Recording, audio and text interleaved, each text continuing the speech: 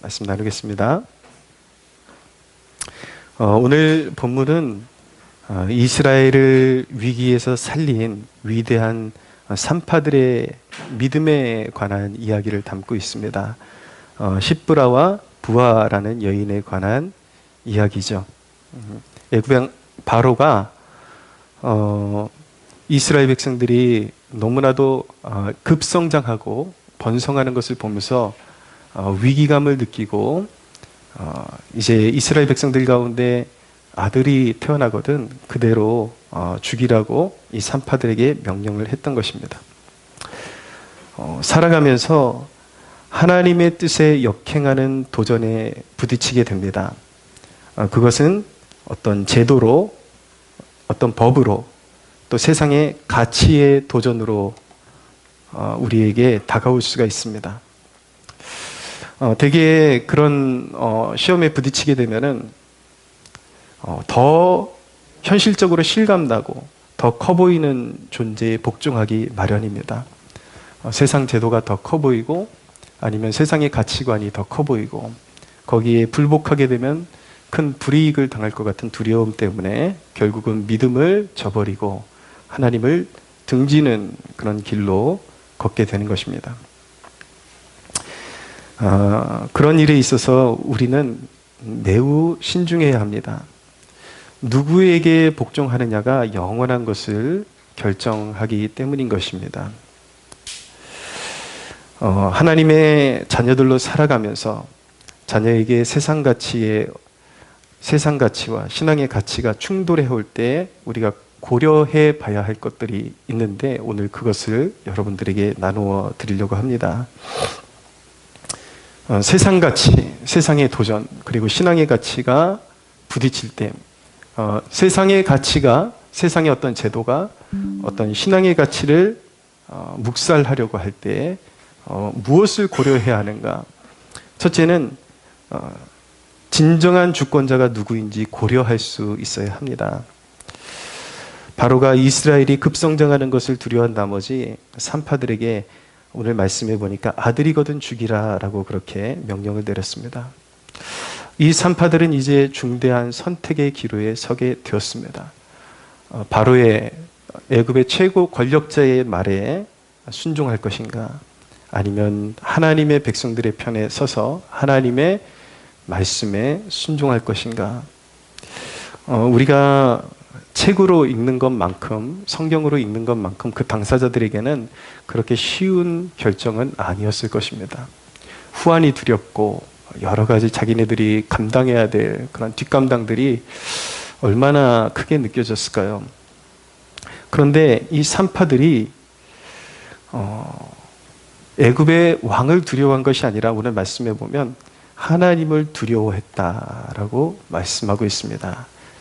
두려워했다라는 말씀이 두 번 나타나는데 17절에 한 번 나타나고 21절에 한 번 또 나타나는데 17절에는 두려워했다라고 하나님을 두려워했다라고 표현하고 있고 21절에는 경외했다라고 그렇게 표현하고 있습니다. 우리말 번역으로는 다른 단어를 사용하고 있지만 히브리어 원어로는 같은 단어를 사용하고 있습니다. 야레라는 단어입니다.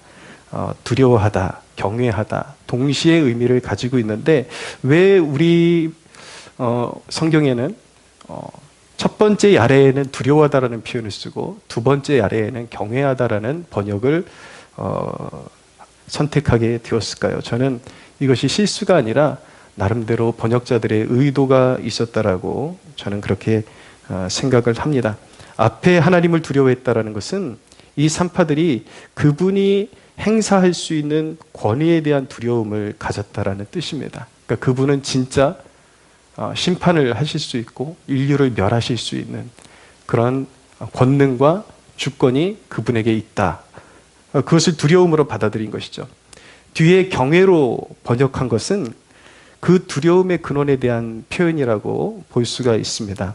그러니까 하나님이 온 인류를 멸하시고 심판할 수 있는 것은 사실이지만 하나님의 백성은 그 형벌에 대한 두려움, 무서움 자체보다 그런 권위를 가지신 영의 아버지를 사랑하고 공경하기 때문에 그것이 내 아버지의 뜻이기 때문에 세상보다 크신 분이 바로 내 영의 아버지이시기 때문에 그분을 경외함으로 또한 두려워함으로 그분을 섬기기로 결단하는 것입니다.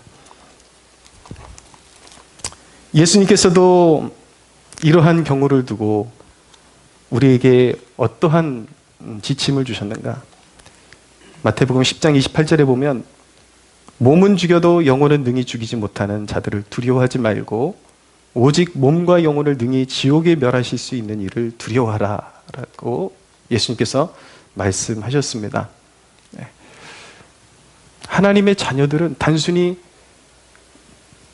어떤 무서움에 복종하는 것이 아니라 그 모든 몸과 영혼을 멸하실 수 있고 지옥에 던져 넣으실 수 있는 그 권위자, 최고의 권위자, 온 땅에 만주의 주가 되시는 하나님이 바로 나의 영의 아버지다. 그런 마음을 가지고 세상에 그 무엇도 우리 아버지와 비견할 수 있는 권력, 권세, 힘은 존재하지 않는다. 그래서 단순히 내가 벌 받을까 봐 그런 마음으로 무서워서 복종하는 것이 아니라 그런 권위를 가지신 위대하신 내가 섬기는 그 아버지 앞에 기꺼움으로 복종하는 것이 바로 우리 믿는 자들의 삶의 태도가 되어야 하는 것입니다. 할렐루야. 세상에 거대해 보이는 것들이 내 말을 듣지 않으면 큰일 날 거야처럼 그렇게 위협을 해오고 큰 불이익을 당할 것처럼 그렇게 위협을 해오죠. 그러나 사실 하나님과 비교할 수 없이 작은 것들이 크게 보여서 무릎을 꿇고 마는 것 뿐인 것입니다. 사실은 우리에게 도전해오는 그 어떤 것도 하나님보다 큰 그런 도전은 존재하지 않습니다.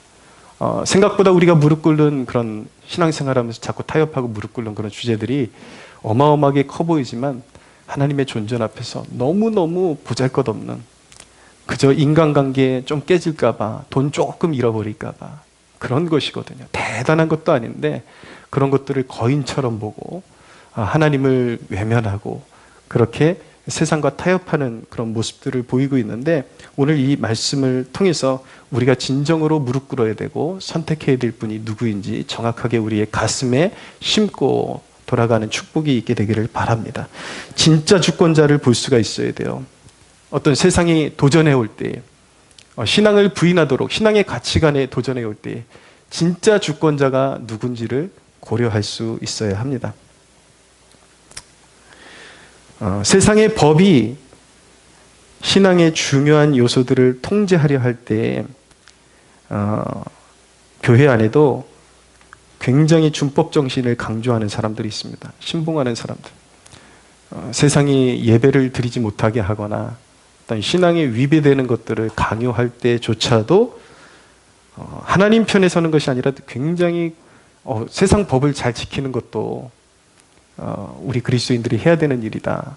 거의 맞는 표현이긴 한데 그러나 그 가치관이 부딪힐 때 누구에게 복종해야 되느냐 그 문제에 대해서 현명한 답을 갖지 못하고 있는 그리스도인들이 제법 많습니다.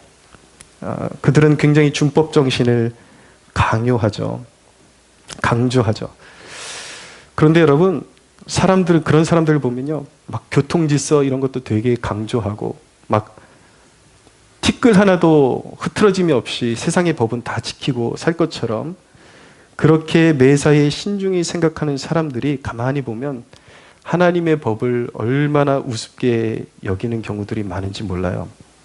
그렇게 막 교통신호 이런 거 하나에 자지러지게 주차칸 하나 이렇게 지키는 거에 자지러지게 그런 거 잘 지켜야지 우리가 그렇게 따질 거 다 따지는 사람들이 하나님의 법을 얼마나 무시하는지 그들은 세상 법은 그렇게 소중하게 여기면서 하나님을 섬기는 데는 너무나도 쉽게 타협하는 모습을 보이기도 합니다. 주일에 일 생기면 얼마든지 진짜 세상 표현 말대로 엿바꿔 먹듯이 그렇게 주일을 범하기도 하고 주일을 습관적으로 범하기도 하고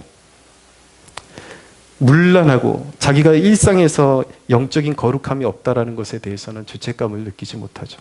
그것이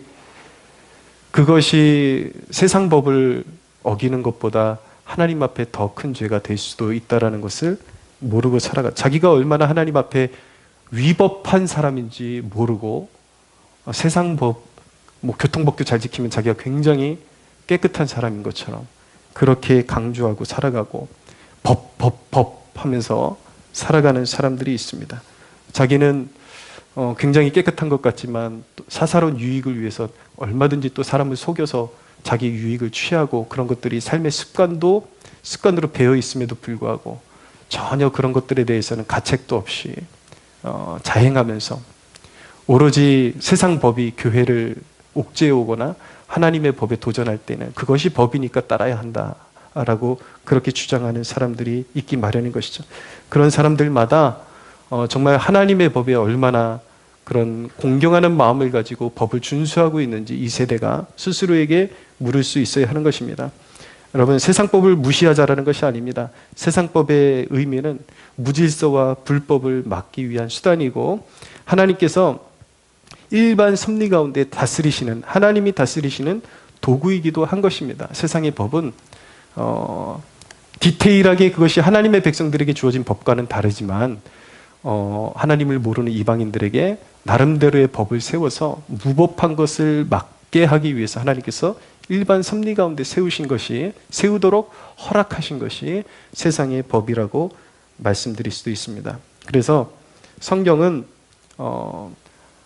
그리스도인은 두 가지 정체성을 가지고 있는데 이 세상의 시민이요 결정적으로 하늘의 시민이다라는 것을 잊지 말아야 되는 것이고, 이 땅을 살아갈 때는 그것이 해악을 끼치는 것이 아니라 잘 법을 준수하는 것도 지키라고 성경은 말씀하고 있고, 권위를 존중하라고 말씀하고 있고, 함부로 권위를 업신여기는 자들에게 심판이 있을 것이라고 말씀하시는 동시에 더 큰 그리스도인의 정체성은 하늘의 시민이라는 것을 잊지 말고, 이 세상의 법과 하나님의 법이 충돌할 때는 누구의 편에 서야 하는가? 우리 그리스도인들은 하나님의 법을 받들어야 하는 존재로 서 있는 것입니다.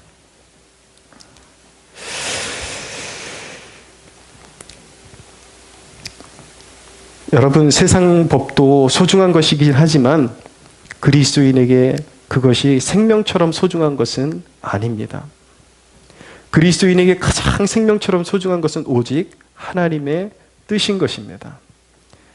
그래서 세상법이 하나님의 뜻의 굴레 아래에 있을 때에는 우리가 존중하며 그것을 따르지만, 세상법이 정면으로 하나님의 나라와 교회와 하나님의 법에 도전할 때에는 우리가 하나님 나라의 시민으로서 굴복할 수도 있어야 하는 것입니다. 여러분, 법을 되게 막 칼같이 지켜야 한다라는 그런 사람들이 있는데, 그것이 하나님 나라와 생명의 법칙에 어긋날 때는 우리는 하나님의 권위를 더 높이고 그것을 거부할 수도 있어야 되는 것입니다. 심지어 예수님께서 하나님께서 세우신 율법조차도 문자 그 자체보다 생명을 살리는 것에 더 방점이 있다라고 분명히 가르쳐 주셨습니다. 안식일을 생명처럼 지키라. 안식일에 일하는 자는 쳐서 죽이라고 말씀하셨음에도 불구하고 예수님 당시에 제자들이 안식일에 밀밭에서 이삭을 잘라먹는 것을 주위에 있던 사람들은, 종교인들은 힐난하고 그것을 참소했지만, 예수님께서 말씀하신 것은 무엇이었습니까? 예수님께서는, 하나님은 법 그 자체보다, 그 문자적인 법 자체보다 그 법이 담고 있는 건, 하나님의 율법이 담고 있는 건 생명의 법이라는 것입니다. 사람을 살리는 것이 더 중요하지, 안식일에 그 꺾지 않는 것이 더 중요한 것이 아닌 것은 아니다. 물론 먹을 것이 이미 있는데도 불구하고 일부러 먹을 것을 구하러 다니고 이런 것은 안식일을 범하는 것이 되겠지만, 지금 당장 주의 일을 감당하면서 먹을 것이 없는 제자들이 안식일에 이삭을 잘라 먹었다고 해도 안식일의 주인 되시는 예수 그리스도 안에서 그런 일이 벌어졌을 때 그것이 하나님께 죄가 되는 것은 아니다라고 그렇게 가르쳐 주신 것입니다. 중요한 것은 우리가 하나님의 율법을 대할 때도 그 생명의 원리를 더 깊이 알 수 있어야 되고, 주신 의도, 하나님의 마음이 무엇이냐, 하나님의 뜻이 무엇이냐를 우리는 더 깊이 마음에 새기고 묵상할 수 있어야 하는 것입니다. 따라서 세상법이 신앙을 위협할 때는 우리는 최고의 입법자, 진정한 최고의 입법자가 누구인지를 생각해야 되고, 세상 만물을 운영하시고 진정한 법을 정하시는 분이 우리의 창조주 하나님, 우리의 구속주 하나님, 그분만이 진정한 심판장이 되시고 입법자가 되신다라는 사실을 우리는 기억해야 하는 것입니다. 할렐루야. 그래서 사도행전 4장 5장에 보면은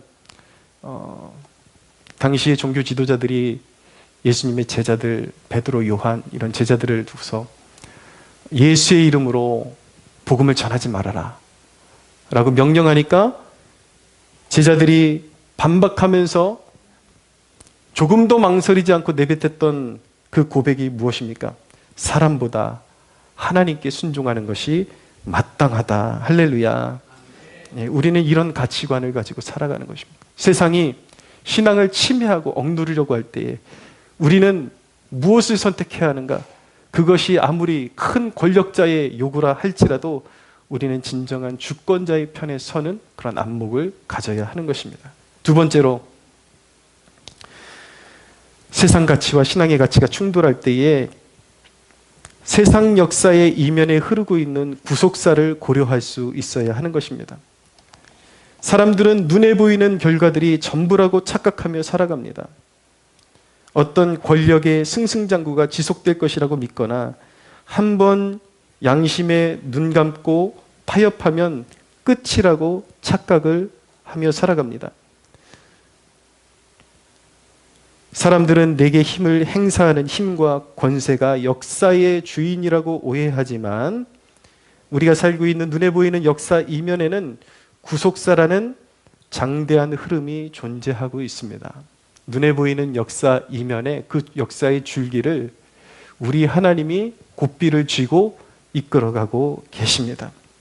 영원한 통치자가 계시고 역사 속에서 하나님의 자녀들을 구별하시고 마침내 이 땅 가운데 다시 오셔서 양과 염소를 갈라내실 것입니다. 할렐루야. 예수 그리스도께서 이 땅의 역사 끝에 다시 오실 때에 한때의 권력자가 피고인의 자리로 가게 될 것입니다. 하나님 앞에 불의한 성취와 성공이 모두 드러날 것이고 하나님 없이 성공했던 그 모든 것들이 실패로 뒤집어지는 역사들이 일어나고 그들의 성공과 그들의 자랑이 재앙과 심판으로 바뀌게 될 것입니다. 하나님을 대적했던 권력과 추종자들 모두가 요한계시록의 말씀에 보면 예수 그리스도께서 이 땅에 다시 오실 때 그분의 영광이 얼마나 찬란하고 두려운지 왕들과 이 땅에 있는 모든 권력자들이 두려워서 산들아, 나에게 산들아 바위야 내 위에 떨어져서 나를 가려다오. 너무 무서워서 그렇게 부르짖는 때가 올 것이라고 계시록이 말씀하고 있습니다. 세상에 호령하는 자들이, 세상의 가치들이 이 세상에서 얼마나 커 보이는지는 모르겠지만 그리스도의 심판대 앞에서는 그들은 형편없는 그런 멸망하는 위치에 서게 될 것입니다. 그들의 마지막은 요한계시록 19장 15절의 말씀처럼 주님은 그렇게 말씀하십니다. 하나님을 대적했던 모든 권력과 추종자들, 모든 세상의 세력들을 하나님의 진노의 포도주 틀에 밀어넣고 밟으실 것이라고 말씀하고 있습니다. 우리 구주께서 그들을 밟으실 때 피가 온 땅 가운데 흘러 넘칠 것이라고 말씀하고 있습니다. 여러분, 누가 진정한 권력자인가요? 역사의 주인은 누구이신가요? 진정한 알파와 오메가는 누구이신가요? 역사의 문을 열고 닫으시는 분이 누구이신가요? 생각 잘해야 됩니다, 여러분. 세상 말대로 줄 잘 서라 그러잖아요. 누구 뒤에 설 것인가? 그것이 여러분 너무나도 중대한 결정이 될 것입니다. 최근에 어떤 유튜버가, 여자 유튜버가 36주가 된 아이를 지워버렸다고 그것을 유튜브로 공개를 했다고 합니다. 저는 그 컨텐츠를 직접 보지는 않고 기사로 봤습니다. 36주면 만삭이고 이제 태어나야 되는 다 큰 아이입니다. 아이들 나올 때 보셨죠? 보시면 이제 다 커가지고 진짜 완전한 사람의 형상으로 나옵니다. 제법 커서 나옵니다. 세상이 얼마나 타락했으면 이 여자가 자기 임신한지도 몰랐고 원하지 않던 임신이었고 사실은 자기가 무슨 질병처럼 그런 무슨 증상이 있었는데 그런 살이 쪄 오르는 그런 증상인 줄 착각하고 있었다라는 거예요. 근데 나중에 자기가 뒤늦게 임신이었다라는 걸 알고 36주가 된 상태에서 수술을 900만 원을 들여서 애를 지웠다, 낙태를 했다라고 그렇게 공개를 했습니다. 여러분, 쾌락을 위해서 생명을 무가치한 것으로 여기는 풍조는 세상 풍조입니다.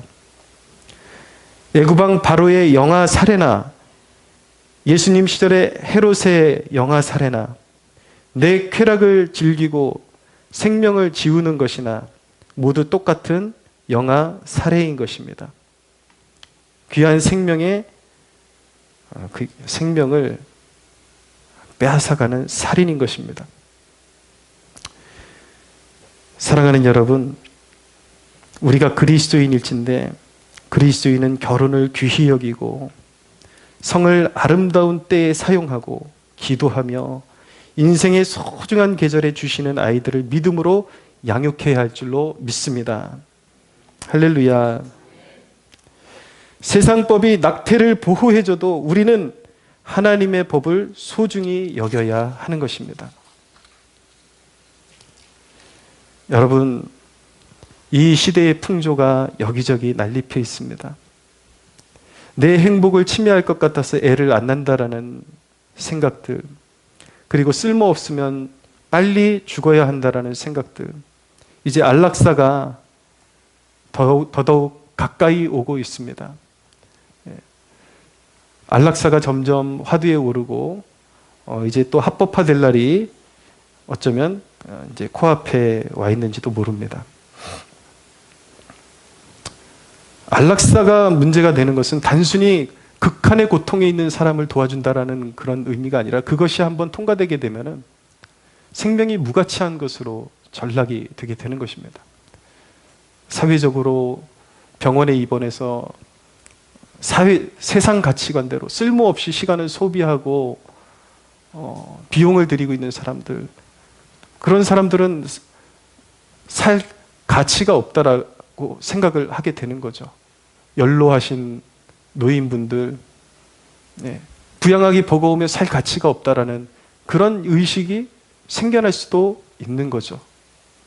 비인격적이고 하나님의 질서를 문란하게 하고 하나님이 주신 천부의 인권을 무시하는 행태가 난립하는 세대가 점점 다가오고 있습니다.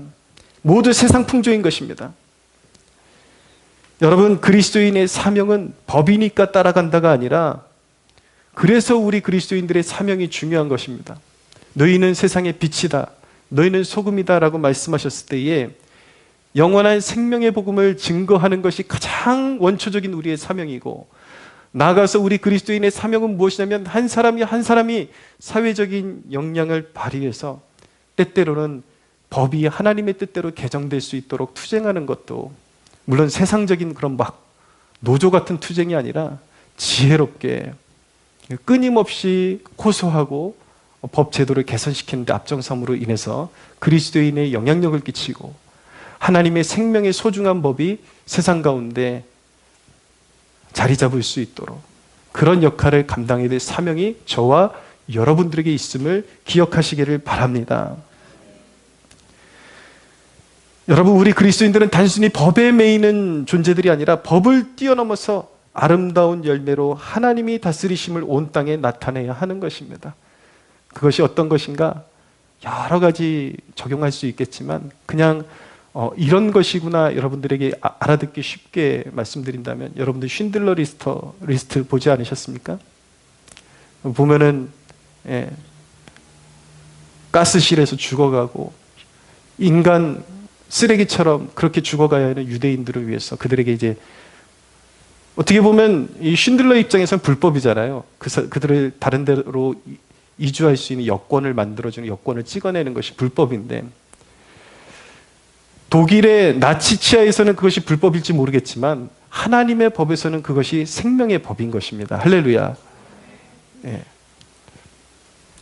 그러니까 단순히 우리는 법이니까 따라야 된다가 아니라 그것이 정말 하나님의 생명의 법의 가치를 가지고 있는가 이런 것들을 잘 우리가 새기면서 사회 속에 그런 것들을 개선시키는 노력도 우리에게 주어진 사명 중에 하나라는 것을 우리가 기억해야만 하는 것입니다. 돈, 관계, 인맥 때문에 하나님을 부인하지 마십시오. 조금 더 벌려고 조금 괜찮아 보이는 사람, 커 보이는 사람하고 계속 인맥을 이어가기 위해서 신앙 양심이 허락하지 않는 것임에도 불구하고 사람들의 요구에 따라서 흔들리지 마십시오. 사랑하는 여러분, 역사의 문은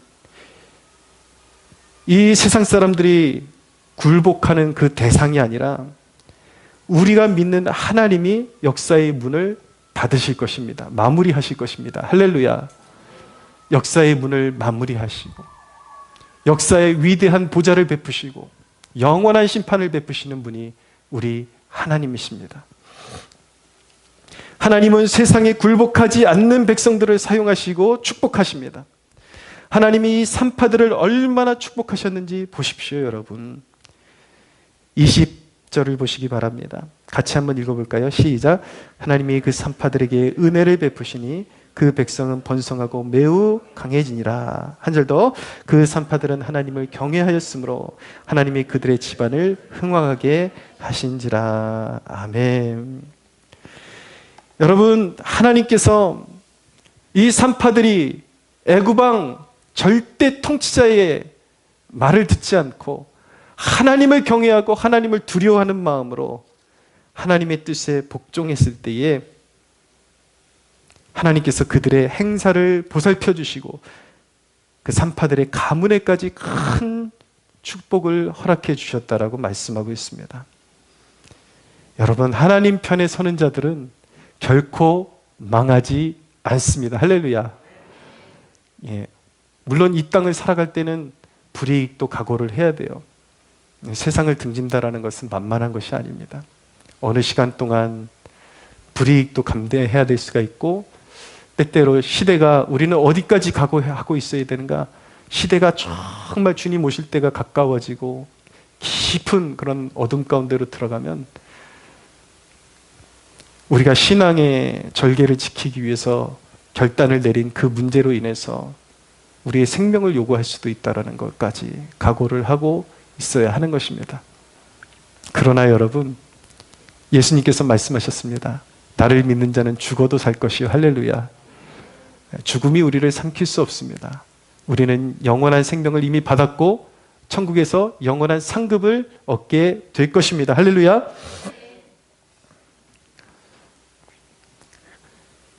여러분, 그런데 그리스도인들이 세상 가운데 그런 어떤 투쟁해 가는 모습, 흔히 저지르는 실수는 신앙 신념을 과격하게만 표현하려고 하는 데 있습니다. 사람들에 대한 적대감을 너무 쉽게 표현하거나 원수 맺는 것을 너무 좋아하는 경향이 있습니다. 그런데 여러분, 세상 풍조를 거절하는 것과 우리와 생각이 다른 모든 사람들을 적대시하는 것은 좀 다른 문제입니다. 어떻게 우리의 신념을 지키고 불법에 저항하면서도 또 사람들을 영혼을 사랑하고 그들을 설득하며 주께로 돌이킬 수 있는지에 대한 진중한 고민이 우리에게 필요합니다. 어떤 율법처럼 그렇게 답이 정해져 있는 건 아니에요. 각자에게 내가 어떤 모습으로 이 세상을, 신앙을 지켜나가는 그런 모습으로 서야 하는지 스스로에게 묻고 답을 찾아가야 하는 것입니다. 그러나 힌트는 있습니다. 요셉을 보십시오. 요셉은 우상 문화의 한복판에서 여호와의 신앙을 지켜내며 애굽왕 바로를 섬기는 신하의 위치에서도, 또 때로는 다른 신하들의 그 위에 총리의 입장에서 리더로서의 역할을 감당하면서도 그는 굴하지 않고 협력하면서도 하나님 여호와를 섬기는 신앙에 있어서 굴하지 않고 신앙을 끝까지 지켜나갈 수 있다라는 있었다라는 대목, 우리가 깊이 고민하고 묵상해 볼 만한 대목이라고 여겨집니다. 여러분들 각자에게 성령께서 주시는 지혜로 말미암아 세상을 지혜롭게 이기고 세상의 불법을 지혜롭게 딛고 일어설 수 있는 하나님의 백성들로 그렇게 빚어지는 축복이 있게 되기를 바랍니다. 이 말씀을 듣는 사람들 가운데 이제까지의 삶이 하나님보다 세상에 복종해온 삶이구나라는 그런 자책감이 느껴지고 죄책감이 느껴진다면 늦지 않았습니다. 지금이 바로 구원의 때입니다. 주 예수를 믿으십시오. 할렐루야. 날 위해 죽으시고 그런 불순종하는 나를 위해 예수님께서 십자가에 죽으셨습니다. 그리스도께 삶을 드리면 구원을 받는다라는 그 믿음을 가지고 지금 엎드리십시오. 그리스도께 삶을 드리고 구주를 영접하십시오. 그리고 이제 더 이상 이후로는 하나님을 근심하게 해드리는 삶을 원치 않습니다 라고 그렇게 고백하십시오. 날 새롭게 하시고 성령님 날 가르치소서, 죽는 날까지 주님만 따르겠습니다 라고 고백하는 복된 백성들 되시기를 축원합니다. 그리스도 예수 안에서는 결코 정죄함이 없습니다. 할렐루야. 그분만을 믿고 그분만을 따라가면 그분이 항상 성령으로 우리와 함께 하사 반드시 의의 길로 우리를 이끌어 주실 것입니다. 할렐루야. 우리 하나님께 영광의 박수 올려드리겠습니다.